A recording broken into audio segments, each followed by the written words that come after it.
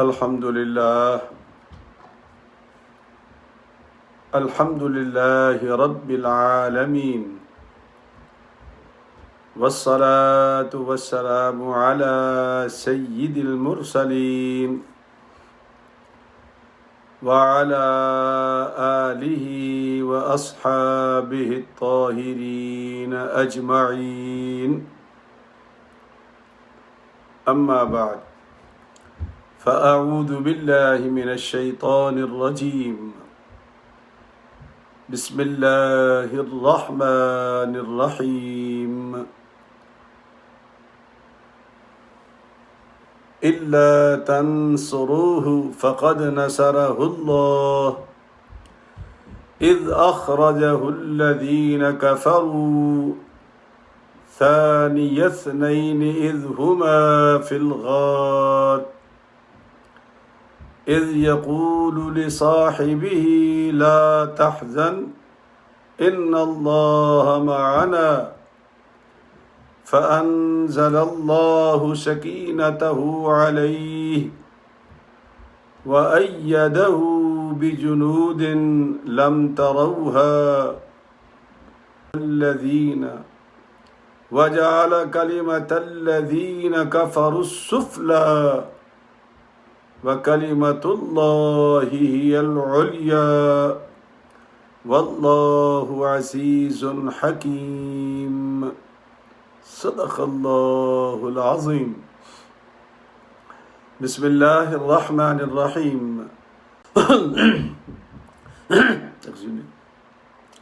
بسم الله الرحمن الرحيم إن الله وملائكته يصلون على النبي يا أيها الذين آمنوا صلوا عليه وسلموا تسليما اللهم صل على سيدنا محمد وعلى آل سيدنا محمد وبارك وسلم الصلاة والسلام عليك يا سيدي يا رسول الله وعلى آلك وأصحابك يا حبيب الله الصلاة والسلام عليك يا سيدي يا رحمة للعالمين وعلى آلك وأصحابك يا شفيع المذنبين انتہائی واجب الاحترام دوستو، بھائیوں، عزیزوں، عزیز بچوں، بہنوں اور بیٹیوں، السلام علیکم ورحمۃ اللہ وبرکاتہ۔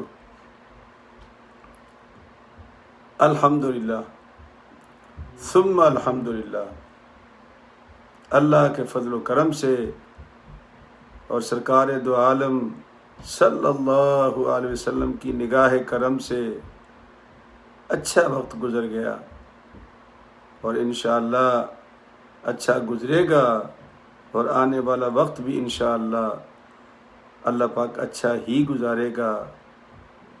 ہر قدم پر، ہر لمحے، ہر آن اللہ کا شکر ادا کرتے ہیں، وہ بہت بڑی ذات ہے۔ بزرگ کہتے ہیں،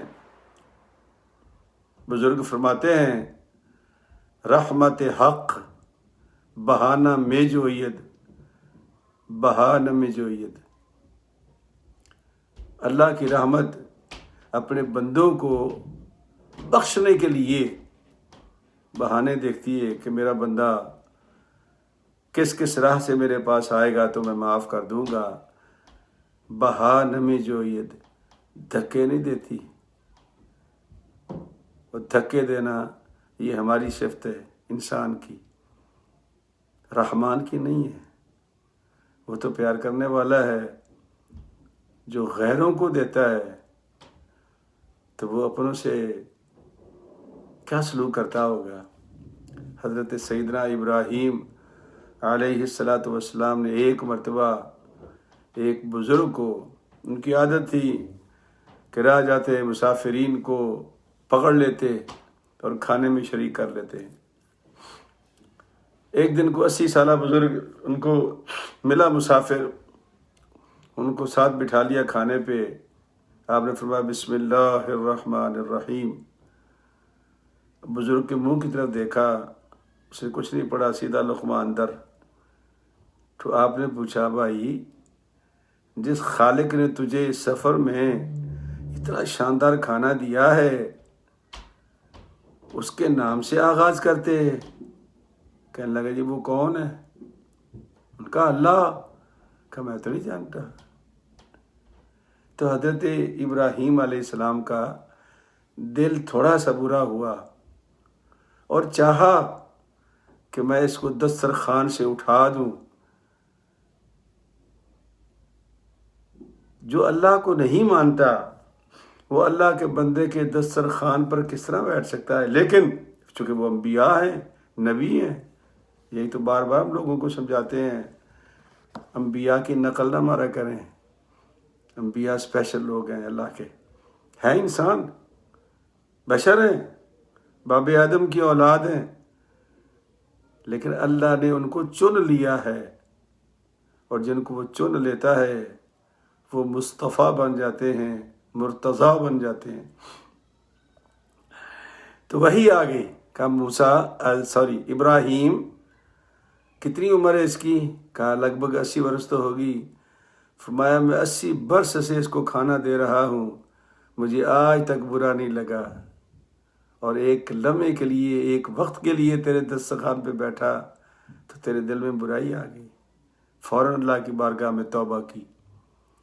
تو جو غیروں کا اتنا خیال رکھتا ہے اس کا اپنوں کے بارے میں کیا خیال ہوگا؟ یہ ہے سوچنے والی باتیں۔ اس لیے ہر لمحے، ہر آن، ہر گھڑی اللہ کا شکر ادا کرو، اور جو اس کام پہ لگ گیا سمجھو اس کی دنیا کی زندگی بھی بن گئی اور آخرت کی زندگی بھی بن گئی۔ کل بات کر رہے تھے یہ اسی آیت کی، تو ہم یہاں پہنچے تھے وَأَيَّدَهُ بِجُنُودٍ۔ یہ جیسا بتایا میں نے کہ سورہ توبہ ہے، توبہ کا تو 9واں نمبر ہے انڈیکس میں، اور سپارہ نمبر 10 ہے، آیت نمبر 40 ہے۔ کل بھی یہی پڑھی تھی، آج بھی یہی پڑھ رہا ہوں۔ ارشاد ہے کہ میرے محبوب کی تم مدد نہ کرو، کوئی بات نہیں، میں ہوں نا، میں کروں گا مدد، پہلے بھی کی تھی پھر کروں گا اور کرتا رہوں گا۔ کب تک؟ جب میرا اور آپ کا نبی اللہ کے دیدار کے وقت سجدہ میں ہوگا تو ارشاد ہوگا ارفع رأسک یا محمد سل ما شئت، اے محبوب سر سجدے سے اٹھا لو، مانگو کیا مانگتے ہو۔ وہاں تک جائیں گی وہ ہمارے لیے۔ ہمیں تو بھائی اللہ معاف کرے، اللہ معاف کرے، لن ترانیاں کرنے میں تو ہم باز نہیں آتے، اور اسپیشل جب سے یہ سوشل میڈیا عام ہوا ہے، ہر کے میں سوشل میڈیا پہ بیٹھ کے اپنی گفتگو، اپنی تقریر، اپنا جو بھی اس کے اندر مغلظات ہیں یا موافقات ہیں وہ شیئر کرتا ہے آپ لوگوں سے۔ یہ تو ہماری ڈیوٹی ہے، خذ ما صفا ودع ما قدر، اچھا جہاں سے بھی ملتا ہے میں لے لو، اچھا، اور گندا اگر اپنے بھی دیتے ہیں تو ان کو چھوڑ دو، گندگی چھوڑ دو، اچھا ہی لے لو۔ یہ آپ کو بھی کرنا پڑے گا، وہ کرنا بہت مشکل ہے کہ ہم شیطان کے ان چکروں سے بچ سکیں جو آج اس سوشل میڈیا کے دور میں شروع ہو چکا ہے۔ ایسی ایسی باتیں نکالتے ہیں، اللہ مجھے معاف کرے، اللہ مجھے معاف کرے۔ کبھی کبھی باتیں بزرگوں کی یاد آتی ہیں، ہنسی بھی آ جاتی ہے، لیکن آپ کو بھی سنانا ضروری ہوتا ہے کہ جس زمانے میں ایسٹ انڈیا کمپنی انڈیا کے اندر چھا رہی تھی تو وہ اپنے ساتھ پادریوں کو بھی لے کے آتی تھی۔ تو حضرت شاہ عبدالعزیز محدث دہلوی رحمۃ اللہ علیہ محرم کا مہینہ تھا، واز فرما رہے تھے. اور یہ خاندان وہ ہے جنہوں نے اللہ ان کی قبروں کو منور فرمائے کہ انڈیا کے اندر، ہندوستان کے اندر دین کی شمع کو روشن کیا. شاہ ولی اللہ، شاہ عبد الرحیم، شاہ عبد العزیز، یہ وہ لوگ تھے. تو ایک پادری کھڑا ہو گیا، اس نے کہا مولوی صاحب یہ بتاؤ، اتنی جو آپ نے شان بیان کی امام حسین کی، اور پھر اتنا ظلم ان کے اوپر ہوا ہے کربلا میں، تو یہ تو نبی کو پتہ چل گیا تھا بقول آپ کے کہ ان کو وہ مٹی بھی شیشی میں دے گی کہ یہ خون بن جائے گا تو اس دن تیرا بیٹا شہید ہو جائے گا. کہا تو کہ پھر آپ نے، یعنی نبی پاک نے اللہ سے کہہ کے معافی کیوں نہیں لے لی؟ کہتے یا اللہ میرا نواسا ہے، میری امت کی ہاتھوں سے اس کو بچا لینا. وہ تو جو دعا کرتے تھے قبول ہوتی تھی، تو کہہ دیتے نا اس سے. یہ کتنے سمجھدار لوگ تھے وہ. اب انہوں نے کتابوں کو تو یہ مانتے نہیں نا، تو جو جواب دیا وہ سن لیں، آپ کام آئے گا آپ کے. آپ نے فرمایا پادری صاحب انہوں نے اللہ کی بارگاہ میں عرض کی تھی کہ یا اللہ میرا نواسا بچا لے، تو اللہ نے مجھے کہا اے محمد میں تو اپنا بیٹا نہیں بچا سکا، اس کو لوگوں نے پھانسی پہ چڑھا دیا، تیرا نواسا کیسے بچاؤں گا؟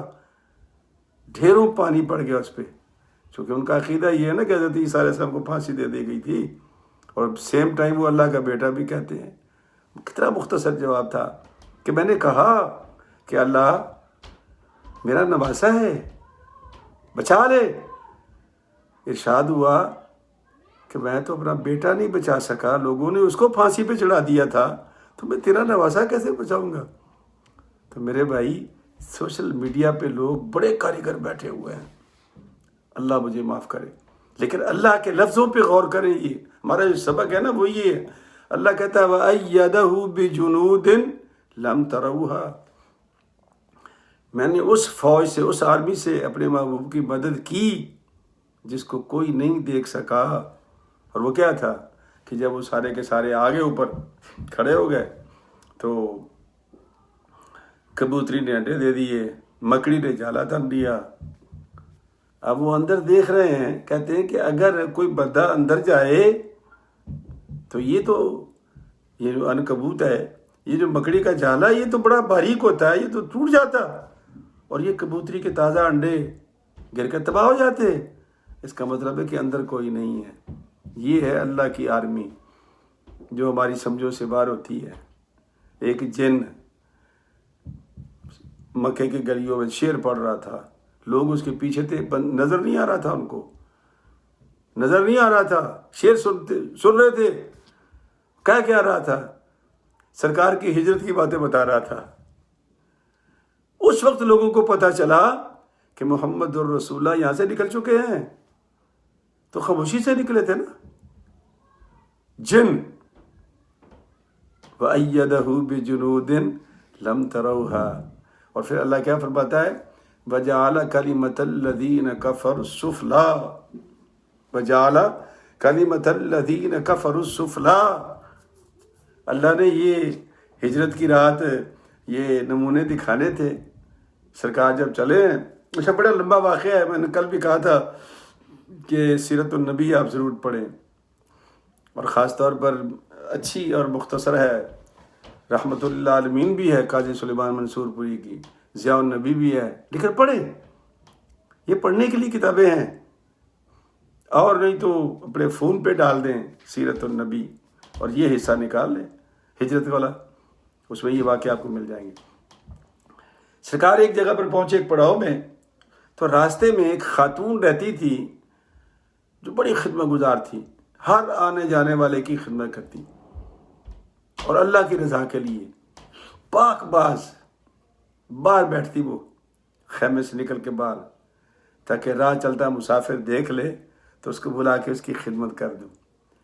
تو جب یہ پہنچے تو کہا ماں جی، صدیق اکبر، وہ عامر بن فہیرہ ان کے غلام ساتھ تھے، کہ تمہارے پاس کوئی کھانے کو ہے، کوئی کھجور، کوئی گوشت ہم خریدنا چاہتے ہیں؟ ان کا نہیں، میرے پاس کچھ نہیں ہے، کیونکہ قحط نے برا حال کر دیا ہے، کوئی حالت نہیں ہماری اچھی۔ تو سرکار کی نگاہ اندر ایک بکری پہ پڑ گئی جو ایک کونے پہ کھڑی تھی، دبلی پتلی۔ تو آپ نے اس سے پوچھا، دو روایتیں ملتی ہیں۔ ایک روایت یہ ہے کہ اپنے بیٹے سے کہا کہ یہ بکری اور یہ چھری دے دو ان بزرگوں کو، ان سے کہو کہ اس کو ذبح کر کے پکا کے کھا لیں۔ ایک روایت یہ ہے کہ سرکار دو عالم نے پوچھا کہ اس وقت تو ہم پیاس اور بھوک سے ہیں اور دودھ سے بہتر کوئی غذا نہیں، کیا ہم اس کا دودھ نکال لیں؟ تو ام معبد نے کہا کہ حضرت آپ کیسے نکالیں گے؟ پہلی بات تو یہ کہ نر آج تک اس کے قریب آیا ہی نہیں، دوسری بات یہ کتنی کمزور ہے، اگر اس کے اندر جان ہوتی تو یہ ریوڑ کے ساتھ ہوتی۔ سرکار نے فرمایا اجازت ہے؟ ام معبد نے کہا کہ جی بسم اللہ، اگر آپ کے اندر ہمت ہے۔ اب یہ دیکھو اللہ کی شان، وَأَيَّدَهُ بِجُنُودٍ لَمْ تَرَوْهَا، نر پاس آیا نہیں، دبلی پتلی ہے، جان اس کے اندر ہے نہیں۔ سرکار دو عالم نے اس کو بلایا، عامر بن فہیرہ پکڑ کر لایا، سرکار نے اس کی کمر پر ہاتھ پھیرا، جب ہاتھ پھیرا تو اس نے پاؤں چوڑے کر دیے۔ ام معبد سے کہا کہ برتن لاؤ، ایک بڑا برتن اٹھا لائی، وہ سرکار دو عالم نے دھونا شروع کر دیا، بھر گیا برتن۔ سرکار نے سب سے پہلے وہ برتن ام معبد کو پیش کیا، لیجئے خاتون دودھ پیجیے، بھوکی بیٹھی تھی وہ بھی، سب نے پیا دودھ۔ اس کے بعد سرکار دو عالم نے اس کو پھر دوہا، وہ برتن پھر بھر گیا۔ کہا ہم چلتے ہیں، تیرا خامند بھی آئے گا شام کو، تیرے گھر والے بھی ہیں، تو یہ دودھ شام کے لیے رکھ لو۔ اللہ کے نبی نے ایک برتن بھر کے ان کو دے دیا۔ سرکار تشریف لے گئے، چل پڑے شام کو۔ تو کہا اچھا آپ پڑھیں یہ سیرت النبی میں جو اس نے لفظ بیان کیے نا، اس ام معبد نے سرکار کی جو شان بیان کی ہے، وہ شان بیان کرتے کرتے کہتی ہے کہ میں کہتی ہوں کہ وہ ایک مبارک انسان تھا۔ یہ مبارک کا لفظ اس نے استعمال کیا تھا، مبارک کا کون ہوگا؟ کا مبارک انسان تھا، اور یہی لفظ اس نے یاد کر لیا۔ خامد کو یہ بتایا ایک مبارک آیا تھا، کیا قوت تھی اس کے ہاتھوں میں، اور کیا انتظام تھا اس کا، اور کیا نورانی چہرہ تھا اس کا۔ ہاتھ رکھا اور بکری نے دودھ دینا شروع کر دیا۔ اس نے کہا اچھا مجھے بتاؤ، تو اس نے شروع کیا۔ گنگریالے بال تھے، چمکتا ہوا چہرہ تھا، لال سرخ رنگ تھا، گنگریالے کالے سیاہ بال تھے، اباما تھا۔ اب وہ تعریفیں کر رہی ہے۔ اس نے کہا کہ میں یقین سے کہتا ہوں کہ یہ وہی ہے جس نے مکے میں نبیوں نے کا دعویٰ کیا ہے، اور تو کتنی خوش نصیب ہے کہ تو نے اس کی زیارت کر لی۔ قصہ مختصر یہ آپ کو پڑھنے والا ہے، تو میں چونکہ زیادہ طویل نہیں جا سکتا، پھر ٹائم ختم ہو جاتا ہے۔ اب آگے چلتے ہیں کہ سرکار چل پڑے۔ پیچھے ابو جہل بڑا پریشان تھا۔ پہلے تو وہ صبح صبح گھر گیا، سیدہ صدیق اکبر کے گھر گیا، بی بی اسما باہر نکلی، بچی تھی ابھی۔ کہتا پاپا کہاں تمہارا؟ ان کا مجھے کیا پتا۔ اسے رکھ کے تھپڑ مارا بی بی اسما کے، آپ کے کان کی بالی اڑ کر دور جا پڑی اور کان چر گیا تھا۔ یہ ہے قربانی جو سیدنا صدیق اکبر کے خاندان، یہ ہے قربانی جو سیدنا صدیق اکبر کان چر گیا، بالی دور جا پڑی، لیکن بتایا نہیں کہ کہاں ہے۔ ہمیں تو تھوڑی سی تکلیف ملتی ہے تو پتہ نہیں ہم کیا کیا بات ہے، اللہ میاں کو گالیاں نکالنا شروع کر، اور کچھ نہ ملے نا تو اللہ میاں کو، اللہ میاں تیرا ہم نے کیا بگاڑا تھا کہ وہ تو عیش کر رہا ہے اور میرا یہ حال ہے۔ ایسی ایسی باتیں یقین کریں، ایسی ایسی باتیں سننے کو ملتی ہیں، حیرت ہوتی ہے۔ آگے چل پڑے، پیچھے وہ مکے والے پریشان تھے۔ ابو جہل اتنا پریشان تھا، اس نے کہا کہ اب ایک ہی صورت باقی رہ گئی ہے۔ اس نے مکے میں اعلان کر دیا کہ جو نوجوان طاقتور، نیزہ باز، تلوار باز، تیر باز، محمد صلی اللہ علیہ وسلم کو پکڑ کر لائے، پکڑ کر رکھے، خبر دے اس کو میں 100 اونٹ دوں گا. اور 100 اونٹ اس زمانے میں بہت بڑا ذمہ دار کہلاتا تھا. بڑے بڑے نوجوان تیار ہوئے. سراقہ ابن مالک یہ بھی ایک نوجوان تھا، ماہر تیر باز، نیزہ باز، تلوار باز، گٹھا ہوا جسم، تیز ترار، اور گھوڑا اس سے بھی زیادہ تیز.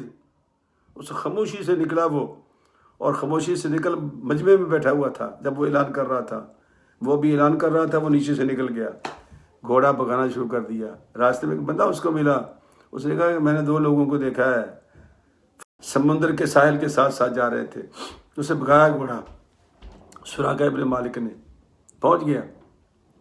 جب وہ پہنچ گیا قریب تو للکارا، لیکن وہ سرکار نے جب مڑ کر دیکھا، اچھا یہ بھی لمبا قصہ ہے، یقین کریں آپ، میں بالکل مختصر کر رہا ہوں آپ کے لیے. اس کے گھوڑے کے پاؤں اندر ریت میں دھس گئے گھٹنوں سمیت، اور وہ منہ کے بل نیچے. بڑی ہمت کی، گھوڑا اس کا باہر نہیں نکلا. بڑی کوشش کی اس نے، آخر وہ سمجھ گیا. اچھا تیر ورگا اس نے آزمائے وہ فال کے لیے نا، وہ سارے اس کے خلاف نکلے. وہ سمجھ گیا کہ اب میرا کام نہیں بن سکتا. تو آواز دی اس نے کہ لو اللہ کے بندو، مجھے امان دے دو، یہ سامان سارا مجھ سے لے لو جو میرے پاس ہے، مجھے معاف کر دو، مجھے واپس جانے دو اور مجھے امان دے دو. سراقہ ابن مالک نے کہا، سرکار نے فرمایا جاؤ تجھے معاف کیا، اور ہمیں کچھ نہیں چاہیے تجھ سے، جو ہے تو واپس لے جا. اچھا گھوڑے کے پاؤں باہر نکلا ہے. سراقہ ابن مالک کے بڑا حیران پریشان، ماجرا کیا ہے. جب وہ واپس مڑنے لگا پھر رک گیا، کہنے لگا سنو. سرکار رک گئے. عامر بن فہیرہ، سیدنا صدیق اکبر رضی اللہ تعالیٰ عنہ، ہاں بھائی کیا بات ہے؟ کہا جناب بات یہ ہے، مجھے لگتا ہے ایسا ہے کہ کل تیری حکومت آئے گی، تو کامیاب ہوگا، تو علاقے کا بادشاہ بنے گا، مجھے ایک امان نامہ لکھ کے دے دو. سرکار مسکرا دیے. جب سرکار مسکرا دیے تو حضرت صدیق اکبر نے عامر بن فہیرہ سے کہا کہ وہ ہڈی اٹھا لاؤ. اس زمانے میں کہاں کاغذ ہوتے تھے، ہڈیاں ہوتی تھیں. تو ہڈی پہ عامر بن فہیرہ نے، ایک روایت میں، دوسری روایت میں سرکار صدیق اکبر نے خود لکھا امان نامہ لکھا. اور جب وہ امان نامہ لے کے پیچھے مڑا تو پھر سرکار نے آواز دی. پہلے اس نے دی تھی، پھر سرکار نے آواز دی، کہا سراقہ وہ وقت کیسا ہوگا جب تیرے ہاتھ میں شہنشاہ ایران کسریٰ کے کنگن ہوں گے اور سر پہ تیرے تاج ہوگا کسریٰ کا. کہتا ہے کیا کہا؟ کسریٰ کے؟ کہا اس کی دین دنیا ہل گئی تھی. یار میں ان کو پکڑنے کے لیے آیا ہوں، انعام کے لالچ میں آیا ہوں، میں نقصان پہنچانا چاہتا ہوں، اور یہ کیسا آدمی ہے کہ مجھے خوشخبری دے رہا ہے. سراقہ اسی وقت اندر اس کا ہل گیا تھا، لیکن حالات کا تقاضا یہ تھا کہ جب واپس جا رہا تھا تو دماغ اس کا گھوم رہا تھا. راستے میں 2 بندے ملے اس کو. کہا سراقہ کچھ دیکھا راستے میں؟ کہا ہاں دیکھا تو ہے، لیکن کچھ بھی نہیں دیکھا. کہنے لگا کچھ؟ کہ دیکھو ہوتا تو بتاتا نا، وہ دیکھنے کو تو میں بہت چیزیں دیکھ کے آیا ہوں، لیکن تمہارے مطلب کی کوئی چیز نہیں دیکھی. تو وہ لوگ بھی اس کے ساتھ واپس ہٹ گئے. اللہ کے نبی پہنچ گیا مدینہ پاک. قصہ مختصر یہ ہے، پھر وقت تیزی سے گزر رہا ہے. جب فتح مکہ ہوا تو سراقہ ابن مالک وہ ہڈی اٹھائے ہوئے آہستہ چلتے ہوئے گھوڑے پہ قریب آ رہا تھا تو صحابہ کرام نے نیزے تان لیے. سرکار نے مڑ کر دیکھا تو سراقہ تھا. فرمایا آنے دو اسے، آنے دو. جب وہ سراقہ قریب آیا تو اس نے کہا یا رسول اللہ میں ایمان قبول کرنے آیا ہوں. مسلمان تو میں اسی دن ہو گیا تھا جس دن میں آپ کے پاس سے لوٹا تھا، لیکن یہ سب کے سامنے اعلان کرنے آیا ہوں۔ حضرت سراقہ ابن مالک نے اعلان کر دیا مسلمان ہونے کا۔ دوستو، سرکار دو عالم صلی اللہ علیہ وسلم نے جس بکری کو ہاتھ لگایا تھا نا ام معبد کی، کہتے ہیں کہ وہ حضرت فاروق اعظم کے زمانے تک 18 ہجری تک وہ بکری زندہ رہی، موسموں سے بے نیاز، پانی ہو نہ ہو، گھاس ہو نہ ہو، لیکن وہ بکری صبح شام دودھ دیتی رہی، وہ پالتی رہی ام معبد کے گھرانے کو۔ اور ادھر جب سراقہ ابن مالک نے اسلام قبول کر لیا، سرکار کا زمانہ گزرا، صدیق اکبر کے زمانے میں یہ بیمار ہو گئے، اور بیمار بھی ایسے بیمار ہوئے کہ جان کے لالے پڑ گئے۔ تو وہ دیوار کی طرف منہ کر کے لیٹے ہوئے تھے، تو کچھ صحابہ کرام نے کہا چلو یار سراقہ کی خبر لے کے آتے ہیں۔ تو وہ سراقہ کے گھر پہنچے تو ان کے اہل خانہ نے بتایا کہ رات بڑی قیامت میں گزری ہے، بہت پریشان تھا، یہ بے حد طبیعت خراب ہے، اور مجھے لگتا ہے کہ یہ اس کا آخری وقت ہے۔ یہ اہل خانہ نے کہہ دیا۔ ان کا دیوار کی طرف چہرہ تھا، ایک دم سیدھے ہوئے اور سیدھے ہو کے اٹھ کے بیٹھ گئے، اپنی پوری قوت کو مجتمع کیا۔ کہنے لگا کیا کہا؟ میرا آخری وقت ہے؟ کہا نا، مجھے محمد الرسول اللہ صلی اللہ علیہ وسلم نے فرمایا تھا کہ اے سراقہ، تیرے ہاتھ میں شہنشاہ کسریٰ کے کنگن اور سر پہ تاج دیکھ رہا ہوں، اور جب تک یہ کنگن نہیں آ جاتے، یہ تاج سر پہ نہیں آ جاتا، سراقہ کی موت نہیں ہو سکتی۔ جانتے ہو دوستو، بھائیوں، بچوں، بیٹیوں، یہ عقیدہ ہے صحابی کا۔ ہمارے جیسے مسلمان نہیں تھے، ہاں جی پتہ نہیں، ہوگا، ہو سکتا ہے نا، ہوگا، ہو سکتا نہیں ہے۔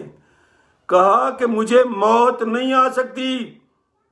یقین کس بات کا؟ کہ میرے مصطفیٰ نے کہا تھا کہ جب تک سراقہ کے ہاتھ میں کنگن نہیں آ جاتے شہنشاہ کے ایران کے، اور سر پہ تاج نہیں آ جاتا، سراقہ تو مر نہیں سکتا۔ اور اللہ نے شفا دے دی۔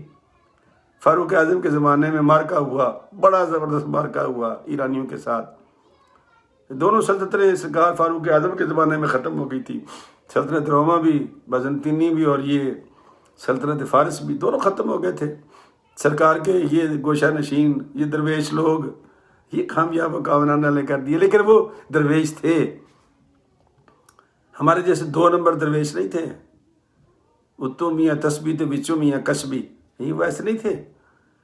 اوپر سے ہاتھ میں ہماری تسبیح ہوتی ہیں، پتہ نہیں کیا مانگتے رہتے ہیں ہم اللہ سے، ہاتھ میں تسبیح ہوتی ہے، اور مخلوق خدا کا بیڑا غرق کر رہے ہوتے ہیں ہم لوگ، ان کو لوٹ رہے ہوتے ہیں کہ کوئی بہانہ مل جائے کہ ہم ان سے کچھ نکلوا لیں۔ نہیں، ایسے نہیں تھے وہ درویش، وہ جو کہتے تھے کر گزرتے تھے۔ اگر ایک کھجور سے روزہ رکھا ہے تو پورا دن گزار دیا ہے، کوئی بہانہ نہیں ہے۔ تو حضرت سیدنا فاروق اعظم کے زمانے میں فتح ہوا ایران، قادسیہ، بڑی لمبی جنگ ہوئی، جیت گئے، اور وہ سارا ساز و سامان شہنشاہ ایران کا وہ حضرت فاروق اعظم کی خدمت میں بھیج دیا گیا۔ پہلی بات جو سرکار فاروق اعظم نے کی نا، جب وہ مسجد نبوی میں سامان پھیلایا گیا، سونے کے کنگن، ہیرے، جواہرات، پتہ نہیں کیا کیا تھا، اور جس طرح وہ تھا، وہ سارا جو لباس وہ پہنتا تھا، سارا کا سارا وہ درویش لے کے آ گئے۔ کہا یا اللہ تیرا کتنا شکر ہے، میں کس طرح تیرا شکر ادا کروں کہ اتنا قیمتی خزانہ یہ درویش بھوکے ننگے تھے۔ بھوکے ننگے بھائی مانا نہیں جو ہماری آج کل کی زبان ہے، یعنی بھوک بھی تھی اور وجود پہ کپڑے بھی نہیں تھے، بھائی مانا۔ لیکن صحابہ کرام بھوکے ننگے نہیں تھے، ان کا تو دل بھرا ہوا تھا، ایمان بھرا ہوا تھا، لیکن وجود پہ کپڑے نہیں تھے، پیٹ میں روٹی نہیں تھی، بھائی مانا تھے۔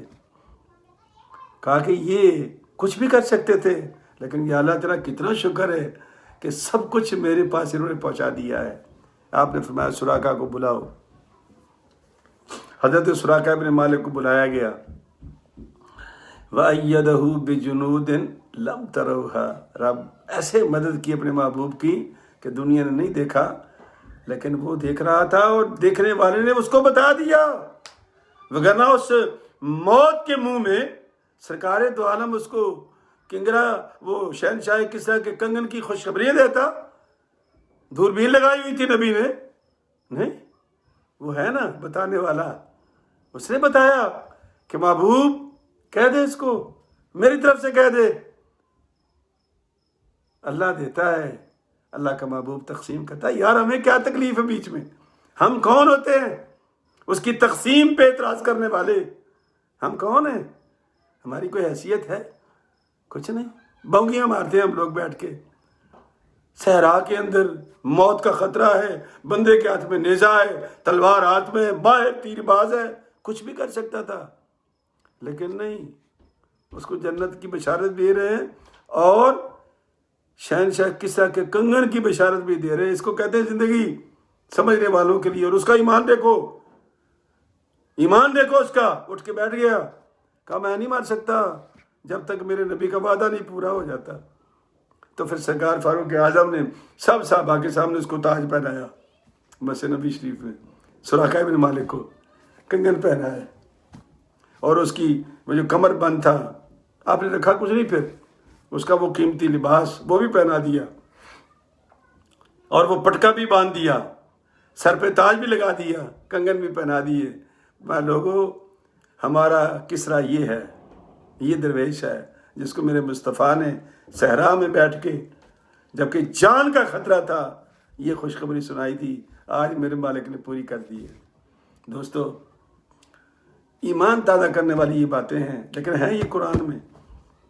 جب تک ہم قرآن نہیں پڑھیں گے ہمارا ایمان نہیں تازہ ہوگا۔ یہ چونکہ چنانچہ والی باتیں نہیں ہیں۔ بزرگوں نے کہا، بزرگ فرماتے ہیں، پتہ نہیں کون سے بزرگ ہیں یار، اللہ کا قرآن کیا فرماتا ہے اور نبی کا فرمان کیا ہے، یہ دو ہی تو چیزیں ہمارے پاس۔ اور جس کا ایمان اللہ کے قرآن پہ اور نبی کے فرمان پہ ٹھہر گیا، انشاءاللہ وہ ساری زندگی خطا نہیں کھائے گا۔ تو اللہ تبارک و تعالیٰ بھائی مجھے اور آپ کو قرآن پاک پڑھنے، اور اچھا پڑھنا بھی صحیح ہے یار، میں بار بار کہتا ہوں، میں اس لیے آرام سے پڑھتا ہوں۔ کبھی آپ نے غور کیا کہ پڑھتا بھی ہوں تو ایک ایک لفظ کر کے پڑھتا ہوں کہ جو لوگ ٹھیک بھی کرنا چاہیں میرے ساتھ وہ ٹھیک کر سکتے ہیں، اور اگر کوئی سمجھ نہ آیا کرے تو واٹس ایپ پہ آپ پوچھ بھی لیا کریں، میں دوسرے دن تشریح کر دیا کروں گا، تاکہ یہ قرآن صحیح پڑھو، پھر قرآن کو صحیح سمجھو، اور قرآن کو قرآن کے مطابق سمجھو، اور قرآن کو فرمان نبی کے مطابق سمجھو، اپنے تصور سے نہیں، ہاں یہ ممکن نہیں ہے تو یہ کیسے ہوگا، تو کون ہوگا، وہ جی بندہ بشر تھا تو پھر کیا، نہیں، یہ نہیں، جو قرآن کہتا ہے اس کو سمجھو، جو نبی کا فرمان ہے اس کو سمجھو۔ تو اللہ تبارک و تعالیٰ ہمیں عمل کی توفیق دے۔ کل انشاءاللہ جمعہ ہے، جمعے کا خطبہ جو ہے وہ لائیو ہوگا، جیسے آپ جانتے ہیں 1:15 بجے سے 2 بجے تک، لیکن جمعے کی شام چھٹی ہوتی ہے، جمعے کی شام چھٹی ہوتی ہے ہماری، ایک ہی چھٹی ہے میرے پاس۔ ہاں جی، ویسے تو ہماری بیگم صاحب آج فرما رہے تھے کو عصر کو 7 بجے کے ریڈیو چلتا ہے یہاں پر امریکہ میں، اس پہ خطاب تھا تو فرمانے لگی دوپہر کو بھی کوئی رکھ لو، یہ تو مسئلہ ایسے ہی چلتا ہے سب کے ساتھ۔ تو اللہ تبارک و تعالیٰ بھائی جتنا کام، جتنا وقت لگ جائے اللہ کے راستے میں سمجھتا ہوں وہ بہت قیمتی ہے۔ تو اللہ تعالیٰ آپ کو بھی اور مجھے بھی خیریت سے رکھے۔ تو کل انشاءاللہ چھٹی ہوگی، پرسوں ہفتے کو ملاقات ہوگی۔ السلام علیکم ورحمۃ اللہ وبرکاتہ۔